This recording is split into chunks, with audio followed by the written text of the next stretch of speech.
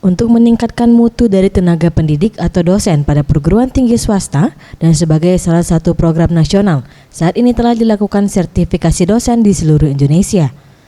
Terkait hal ini, Slamet Widodo, Koordinator Kopertis Wilayah 2, mengatakan, untuk Kopertis Wilayah 2 bertanggung jawab untuk sertifikasi dosen di wilayah Sumatera Selatan, Bangka Belitung, Lampung, dan Bengkulu, atau setidaknya di 217 PTS dengan 10.256 dosen, baik dosen yayasan maupun dosen yang diperbantukan dari PNS. Hingga memasuki bulan kedua di tahun 2018, baru 40% saja dosen PTS yang tersertifikasi.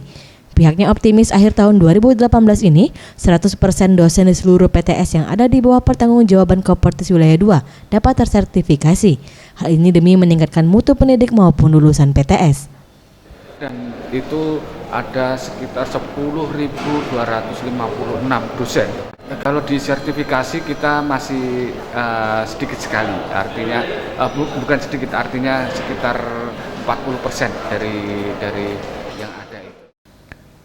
Senada dengan Slamet Widodo, Ketua Asosiasi Perguruan Tinggi Swasta Indonesia Wilayah 2 Sumsel Babel Muhammad Helmi mengatakan, semua dosen di perguruan tinggi swasta harus sudah disertifikasi karena semua perguruan tinggi swasta harus berbenah diri dan memiliki daya saing kuat dalam menghadapi revolusi industri.